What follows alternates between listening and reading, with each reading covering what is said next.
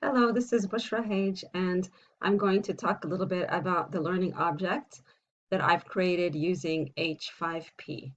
So h5p.org was very interesting, for me as a person who codes with HTML5 and we manually create so many things. It's great to have a tool that's very easy to use.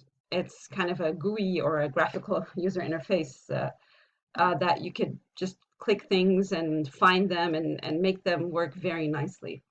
So I thought instead of teaching about a certain skill in a certain course, I wanted to give like an overall learning object that lets students think of the big picture pretty much when they're coding. So I'll probably, before discussing a little more my learning object, which is shown here, I'll jump to Bloom's taxonomy, and we know these steps pretty much in the taxonomy. So we start with, we create, we evaluate, we analyze, apply, understand, remember. So you start by the little pieces, kind of the little Lego pieces, how we could put them together.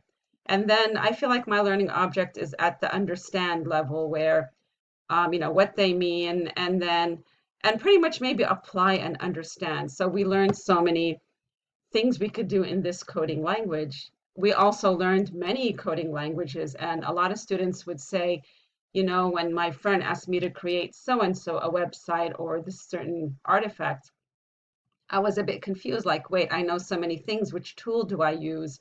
Why would I take this approach instead of that? So the steps here are very simple. They're just 5 steps of how to start with the problem, and you go from the problem to code that would solve the problem.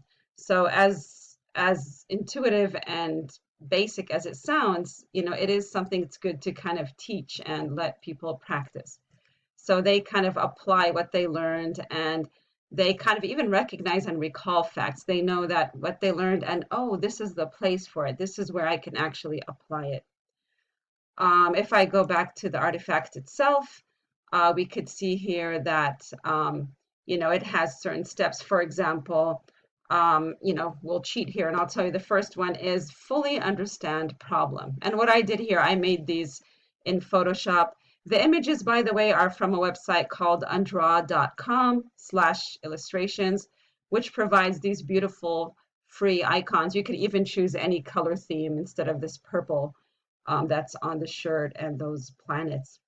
So if I go to which one of these I felt really relates to it, I felt like Triple E, because you're engaging, extending, and enhancing. You're really engaging students in the whole field and not just how can I create an array or how do I make a form that gets processed. It's how to use what you learned. Just like in Photoshop, I tell students it's not a tutorial or a help for the program. We're going to learn how can I use this as a way to do what I need to do, not just how to use the tools, but how can I create what I need via these tools. And we enhance kind of what they learn. They kind of see it from a new dimension, and it even encourages them to extend and build on what they learned to learn more things.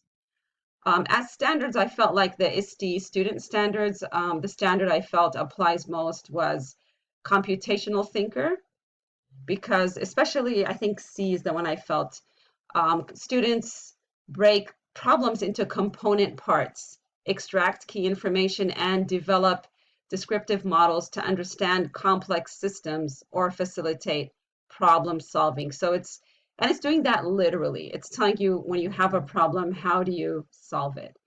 And I'm almost getting at the 4-minute point, so I should stop here. But if you do look at it, which is submitted, hopefully you'll see how I tried to approach this.